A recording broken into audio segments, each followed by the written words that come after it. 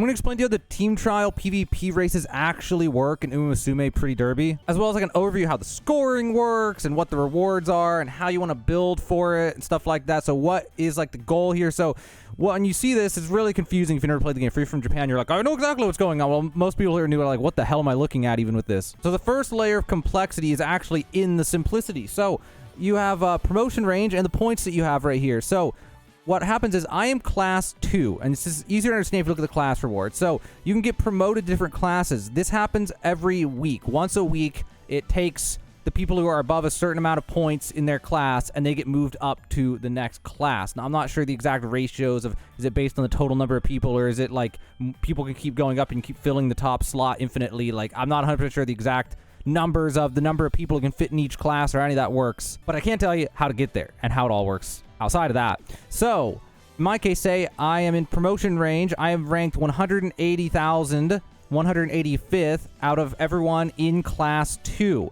My highest score this week is 188,519 points. So I get that specifically from going to a team race and then going against one of these opponents, and then you race them, and during the race, based on how you win and you lose and a ton of scoring factors that I'm going to talk about, you get a score. So most of you probably already know. So there's, I lost, but I got 23,000. And the next one, let's see, I won and I got 40,000. And so you go through these and they add up to whatever your score is. So in order to get the highest score, ideally you would want to win all 5. But the scoring's not only based on winning. There's a lot more to it. But it's really simple. Like I said, first layer of complexity is just, that's it, right? So I just did this race, and I got, I know, still connecting 88,000. I got 100-something thousand. Yeah, I got 127,000, so I didn't beat my high score. So that race was pointless other than that. So you just keep on trying to race until you end up getting a high score. Now, the score is going to be based on a lot of different things. So, like, if you can beat the higher level opponent, that kind of matters, but that's not all that matters. So there's actually a website called Game Tora, and they have a page for it. If I remember, I'll link it in the description of this video below the first paragraph. But there are so many factors. Like, if you have, let's go back to the team.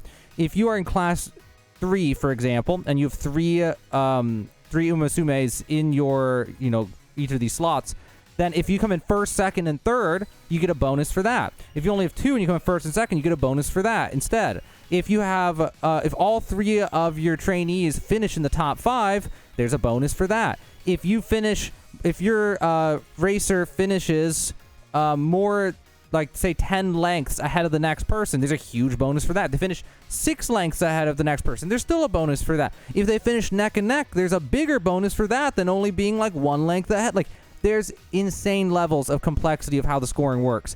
But you don't really need to know that. Like, I'll try to remember to link that page, so if you really want to be studious, you can go look through the details, but it really doesn't change much. There's only a few things you need to know. So what you need to know is when you go to your Uma Musume, you go to the skills. All that really matters is skills that can activate during the race. So things like rainy days, okay, if it even gets applied, those help, sure, for winning the race or getting further ahead and stuff like that, because they help. But there's also a factor of skill activation, which is one of the biggest ones, actually, outside of just winning and stuff.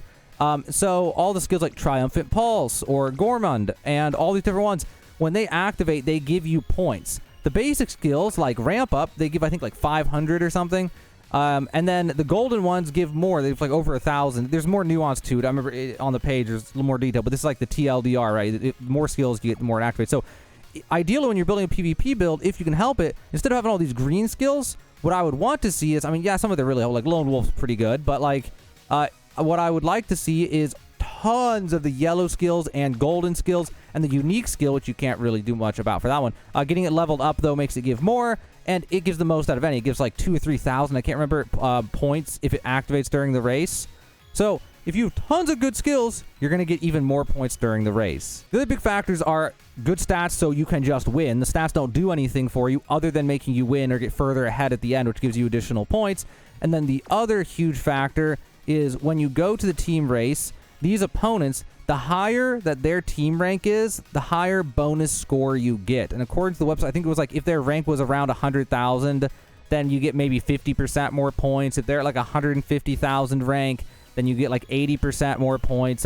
So that also factors in. If you can somehow beat the person at the top of this list, you're more likely to get just an extra edge of points. Although it's not worth it if you're going to lose every time. It's better to fight the bottom one and then win by a huge margin. Might get you a lot more points than just that raw bonus, especially when it's such a small difference. 73,000 versus 60,000 might be like I don't know, 5 to 15% difference in total points. So keep that in mind. So for your team, you probably already know this, but I just want to quickly gloss over it a little. There's sprint, mile, medium, long, dirt. Make sure that you put the correct people with the correct affinities in here. If you can, try to make sure they have S. I didn't have S on this one, but you can, with sparks, you can get them boosted up for these. Like if you had the legacies attached to them that had 3-star or 2-star for sprint and pace and turf, then you could potentially get those to S tier during your career, and then finish the run with 2 or 3 of these in S tier, and then make sure that those ones, those good ranking ones, are the same slot that this character is in to make sure they're more likely to win their race. Then you just got to fill all these slots with the best ones that you have. Also, the B+, C, and all that does not matter. So you don't want to try to inflate that by like doing the wit speed strategy. You actually want to build PvP, which building PvP is dependent on the slot, but for the most part, all that matters is speed, stamina, and power. In a perfect world, what you'd want your character to look like would be something like this character, but with wit also being like 400 or 500. That would be like ideal. I mean, ideally you have 1200 of everything, obviously. The least valuable thing generally from what I've seen, everything I've poked around and looked at, is guts. Like, I don't see anybody who has guts. The number one most important thing is speed. Stamina literally just needs to be enough, which is anywhere from 400 to 800. And then power as much as you can get, and then wit enough to get by. Wit basically makes, and this isn't technically what wit does, but like effectively what wit does is makes your other stats more consistent. It makes your race more consistent. If your wit is 0, you're more likely to have one of those situations where you're favored number 1 to win, you auto-resolve it, and you come in last place. Like, that happens more often the lower that your wit is. But that's because of things like you're less likely to rush if your wit is up, and your stamina is used more efficiently and less erratically when wit... There's a whole bunch of nuance to what wit does, but it's basically just consistency is what wit does. That's why you'd want it 500 if you could help it. But that's not really an option when your cards suck and you're struggling to even get one with these stats. And if you ever have questions about, like, what are other people doing and what should I do, one thing you can get a lot of insight from is hit the eye here, and you can see the people ranked in your class, the highest in your class, and see how this guy had to score 347,000 on one of his PvP matches, okay? So you look at that, and you can go through and you can look at this person's Uma Musumes to see, like, what were they doing. So look at this guy. He had 1200 speed, basically 600 stamina, 1150 power, and 700. Exactly what I'm talking about, right? You need enough stamina to get by, maximum speed, maximum power, and enough wit to be consistent so you don't randomly lose a race to your Uma Musume being an idiot. And then you can also go through and look how to get... You can see this guy, this person has insane sparks. This person has basically all 3-star sparks in all slots. So that's... And tons of white ones that are 2 stars and things. And lots of good pink ones. So this person's really set up already. They're taking the game real serious. They've been playing since it came out like 2 weeks ago or whatever. And you can also see this person has literally spent thousands of dollars doing scout pools because they have level 50, level 50, level 50, level 50, level 50. Well, that one's borrowed, but 5 level 50 support cards. And you better bet that all the rest of their support cards are probably level 50. This guy, for all I know, might have spent tens of thousands of dollars in order to get those leveled up. So that's something you can do, but, you know, it's pay to win in that sense. But you can get there eventually free to play. It just takes, you know, months and years instead of days to get those things to level 50. But those level 50s, that's how you get the stats as high. Because, like, for me, with my free to play account, physically, it's impossible for me to get stats that high when my cards are level 30. You actually physically cannot do it. Even with the best run, with the best luck ever, it's impossible. You can get close, kinda, but no way. So yeah, look at other people and see how they're building each of their slots, and then, you know, you can get some ideas from that, or you can just go off, like, the baseline of what I would suggest, which is, like, if you don't know what's going on, you just want kind of someone just tell you what to do. I would say for sprinters, speed, power with, like, 400 stamina minimum. Ideally 600 stamina, 500 stamina for PvP, but, you know, 400 you'll survive, especially earlier on, and even 300 you might be fine. And then for the mile, that's where you want stamina at least 400 to 500, maybe 600, and then all the rest in speed and power with a little bit of wit whenever you can. Medium, you definitely want a minimum of like 500 stamina, and then ideally like 600 stamina, maybe even 700. And then, or even 800, really, and then as much speed and power as you can get on top of that. It's like, it's basically the way it works is minimum stamina plus that minimum stamina followed by as much speed as you can get, followed by as much power as you can get. Because, like, power is great and all, but if you have no speed, power is pointless. But sort of.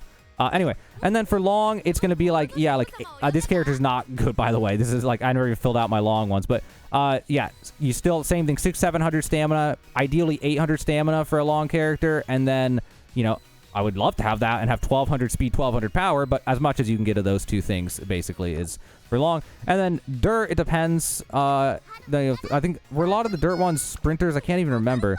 No, I don't think they are. So I think what you want is one to be a long distance dirt and one to be a short distance dirt. I'm not actually 100% sure on that. So those ones you just build them, you know, long or sprint, just depending on, you know, which one it is. But that's kind of the TLDR version of how to build them. But again, go look at the people who are high rank in your class and just study them, and you really can just copy what they're doing if you think that what I'm saying is just terrible. So don't even trust me. You could literally go look through the list and just study the cards. And then there's the class rewards, which is the whole point of this. And so for your first promotions, you get these huge rewards, and then later on you get rewards for getting promoted to class 4, 5, and 6. And then if you can retain your rank every week, you get bonuses for that. So there's a goal, like the goal of getting to class 6 and holding it is actually massive, because then you just get some carrots every week. And then there's the demotion one, which, I mean, you don't want to get demoted, but if you're high enough rank and then get demoted, you still get a reward even then. But the ideal thing is get high rank and then hold it and just retain it. Also, when you do a team race, you can use these items,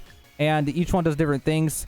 I personally just don't like using them, but if you're like going for a high score, and you know, you think your opponent has a bad setup and you might be like able to get 5 wins or something, that's when you might want to use 2 of these, or just use them however you want. You get these from the shop. If you do races, the daily shop will open up 3 times a day. You can get the pleasing parfaits from these. Other ones you can get from different, you know, events and different missions, different things.